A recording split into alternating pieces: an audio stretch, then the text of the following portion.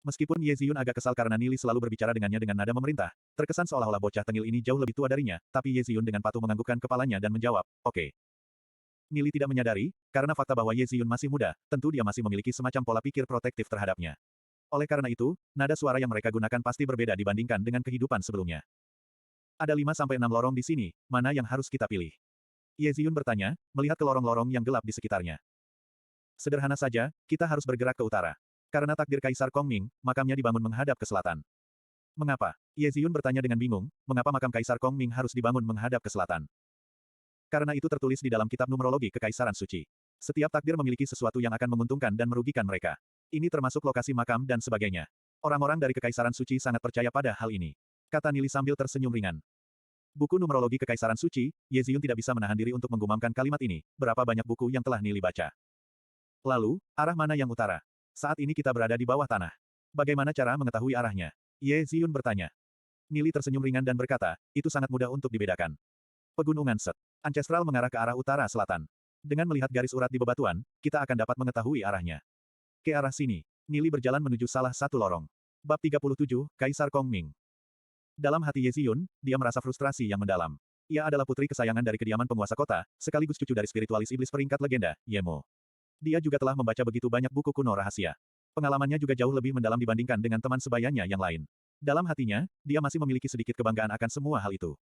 Namun, membandingkan dirinya dengan monster seperti Nili, dia merasa bahwa dia masih terlalu bodoh.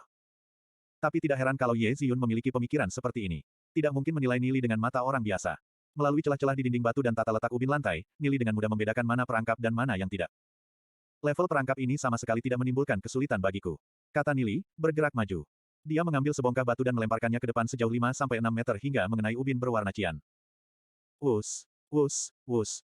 Tap, tap, tap. Ratusan anak panah berterbangan di penjuru lorong di depan mereka seperti badai. Ujung tiap panah menyala terang kehijauan. Semua anak panah itu telah diolesi dengan racun, Ye Ziyun menyadari, wajahnya berubah sedikit pucat. Dia dapat membayangkan apa yang akan terjadi jika mereka terus bergerak maju, betapa menyedihkannya mereka jika mereka secara tidak sengaja mengaktifkan jebakan. Dari atas kepala hingga ujung kaki, tubuh mereka akan dipaku dengan panah.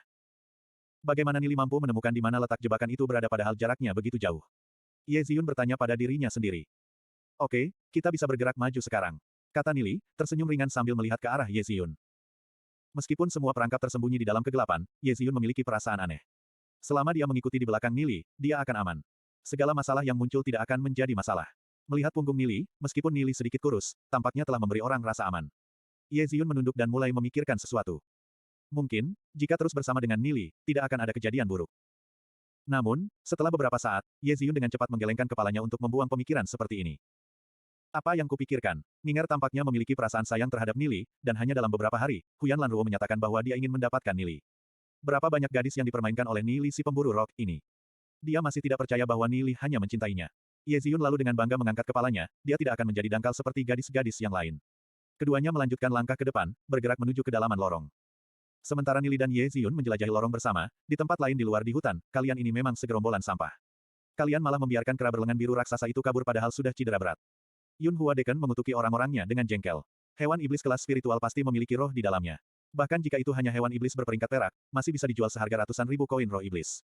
Pada akhirnya, 6 orang anggotanya terluka tapi kera raksasa itu berhasil melarikan diri. Mereka merasa lebih marah lagi pada Nili. Jika bukan karena Nili yang mengantar kera berlengan biru raksasa kelas spiritual itu kepada mereka, mereka tidak akan begitu sengsara seperti ini. Lupakan saja, itu hanya seekor kera raksasa. Anak-anak bangsawan itu pasti lebih berharga daripada kera itu. Cari lokasi mereka. Jika kalian tidak dapat menangkap salah satu dari mereka, jangan kembali ke hadapanku. Yun Hua Deken berteriak dengan marah. Sekelompok orang segera berpencar dan mulai mencari ke hutan. Tak berapa lama, tampak samar-samar secercah api di kejauhan yang menarik perhatian mereka. Api memang dapat digunakan untuk mencegah hewan iblis mendekat pada malam hari. Namun, itu juga bisa menjadi target yang sangat terlihat dalam gelap. Mengapa kalian menangkapku? Siapa kalian? Dengan tergesa-gesa, beberapa pria berjubah hitam menangkap seseorang dan membawanya ke Yun Hua Deken. Yun Hua Deken tertawa. Orang di depannya berpakaian mewah, identitasnya pasti tidak akan sederhana. Tes-tes, bocah, kau mungkin pernah mendengar tentang kami, Serikat Kegelapan. Yang kami tangkap hanyalah anak-anak bangsawan sepertimu. Tes-tes. Nah, apakah aku harus menukarkanmu dengan uang? Atau haruskah aku membunuhmu? Orang yang tertangkap ternyata Shen Yue. Mendengar nama Serikat Kegelapan, wajah Shen Yue memucat. Suaranya bergetar, jangan bunuh aku. Aku anggota dari klan suci, keluargaku bisa memberi kalian banyak uang. Klan suci. Yun Hua Deken sedikit terkejut. Cahaya kekecewaan samar melintas di matanya ketika dia mulai berbicara pada dirinya sendiri. Kupikir kita bisa minta tebusan, tetapi ternyata bocah ini adalah anak wakil ketua. Sungguh sial. Yun Hua Deken menatap bawahannya dan bergemuruh, terus mencari. Shen Yue berpikir bahwa Serikat Kegelapan akan berbuat sesuatu yang akan menyulitkannya, tetapi dia tidak mengira kalau setelah beberapa lama mereka benar-benar mengabaikan dirinya. Mereka hanya memerintahkan satu orang saja untuk mengawasinya. Shen Yue merasa kelegaan di hatinya. Tampaknya Serikat Kegelapan masih sedikit takut terhadap kebesaran klan suci.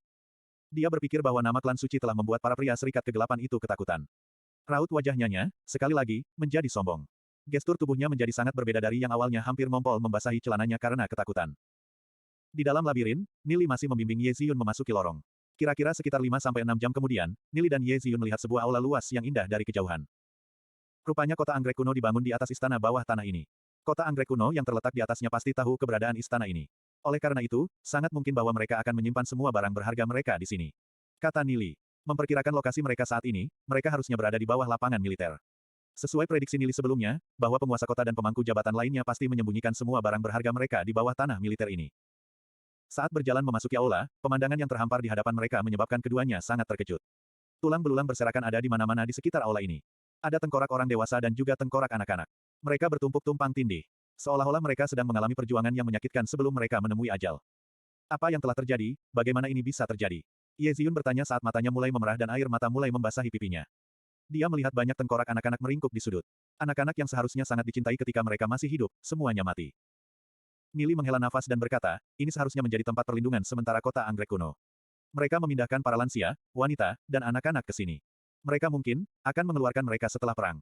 Namun, kota anggrek kuno dihancurkan, oleh karena itu, orang-orang ini hanya bisa terjebak di sini, dan mati kelaparan. Ye Ziyun membuka mulutnya tanpa kata, mengungkapkan ekspresi yang menyakitkan. Nili menarik napas dalam-dalam. Saat ini, jantungnya berdebar kencang, membuatnya sulit untuk tenang. Bukankah kota Glory seperti ini juga, dalam kehidupan sebelumnya? Sebelum pertempuran dimulai, mereka mengungsikan banyak orang ke daerah perlindungan. Kemudian, ketika kota Glory telah dihancurkan, mereka terpaksa untuk berpindah. Nili tidak tahu apa yang terjadi pada orang tua, wanita, dan anak-anak saat itu, tetapi mereka mungkin juga mati dalam perlindungan karena kelaparan juga. Kilas tayang tragisnya kota Glory dihancurkan masih sangat jelas di ingatannya. Nili mengepalkan tinjunya dengan erat, saat ini, aku tidak akan membiarkan hal yang sama terjadi lagi. Aku pikir, kita seharusnya pergi dari sini, kata Ye Ziyun, dia tidak tahan untuk tinggal lebih lama lagi di sini. Tunggu, kita jangan pergi dulu. Kita harus mengambil semua harta yang ada di aula ini. Kata Nili dengan tegas. Harta karun di sini dapat meningkatkan kekuatan kita. Setelah kekuatan kita ditingkatkan, barulah kita bisa menjaga kota Glory. Jika tidak, kota Glory akan menjadi kota anggrek kuno kedua. Mendengar kata-kata Nili, Ye Ziyun tertegun. Sebuah pemikiran melintas di benaknya, kota Glory akan menjadi kota anggrek kuno kedua. Meskipun kota Glory masih tergolong aman, masih ada aja hewan iblis yang sering bersembunyi di sekitar dan bahkan kadang-kadang menghancurkan dinding. Ekspresi Ye Ziyun mengeras. Mereka memang harus meningkatkan kekuatan dengan cara apapun. Hanya dengan begitu mereka dapat melindungi kota Glory. Meskipun agak memalukan menjadi perampok mayat, tapi itu bukan jadi masalah bila dibandingkan dengan kehidupan yang tak terhitung jumlahnya di kota Glory. Nili dan Ye Ziyun mulai mencari di seluruh aula. Ada armor peringkat perunggu di sini. Ada beberapa botol eliksir di sini. Tapi sangat disayangkan bahwa ini semua sudah rusak. Ya Tuhan, ini adalah sebongkah batu jiwa. Ye Ziyun berseru, tangannya bertangkup, dan berdoa sejenak. Setelah itu, dia melepaskan batu jiwa dari leher tengkorak gadis kecil itu. Batu jiwa ini sangat halus, diikat pada rantai perak. Berbentuk inisial gadis kecil ini. Jelas terbukti bahwa dia adalah keturunan Ningrat semasa hidupnya. Namun, kini dia sudah mati. Jika batu jiwa ini diberikan kepada ahli peringkat emas, itu mungkin bisa membantu ahli peringkat emas itu untuk melangkah lebih tinggi dalam budidayanya. Nili juga, kurang lebih, sudah panen. Dengan armor perunggu dan senjata saja dia telah mengumpulkan banyak. Ada belati peringkat perak yang terpelihara dengan sangat baik, tanpa cacat. Selain itu, ada juga kristal iblis dan banyak benda berharga lainnya. Namun, Nili belum menemukan lampu spiritual yang ia cari. Tatapan Nili jatuh ke tengah aula. Di tengah aula terletak peti mati batu besar yang panjangnya 3 meter dan tingginya sekitar 1 meter. Permukaan peti mati itu dipenuhi dengan aura keagungan yang misterius. Aura-aura itu terasa cukup akrab, tetapi dia tidak dapat mengenalinya. Aura apa ini? Dia bertanya pada dirinya sendiri.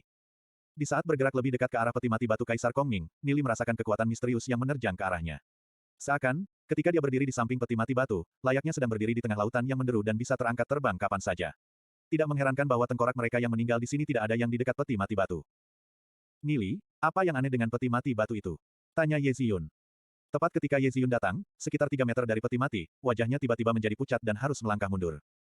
Apa yang kamu rasakan? Tanya Nili, bingung dengan tindakan Ye Ziyun. Ketika aku semakin dekat, aku merasa sakit kepala. Ye Ziyun menjawab. Mendengar kata-kata Ye Ziyun, alis Nili berkedut. Padahal jenis kekuatan ini sangat akrab padanya. Seolah-olah beberapa master yang tidak dikenal telah meletakkan batasan kuat di tengah peti mati batu. Karena itu, Ye Ziyun tidak dapat mendekatinya. Namun, mengapa ketika dirinya semakin dekat ke peti mati batu, tidak ada yang terjadi padanya? Mungkinkah pembatasan ini hanya berfungsi pada wanita dan bukan pada pria? Atau apakah pembatasan tidak mempan terhadap Nili? Nili menebak di dalam hatinya. Dia menoleh dan berkata kepada Ye Ziyun, pergilah menjelajahi daerah lain, serahkan yang ini padaku. Baiklah, Ye Ziyun mengangguk dan berjalan menuju sisi lain. Nili kembali memeriksa peti mati batu. Peti mati batu itu benar-benar tertutup dengan semua jenis pola prasasti misterius di atasnya. Meskipun pengetahuan Nili sangat luas, dia belum pernah melihat pola prasasti ini sebelumnya. Apakah batu peti mati ini adalah peti mati dari Kaisar Kongming? Mengapa aura keagungan di atasnya tampak seolah-olah itu bukan berasal dari era Kekaisaran Suci?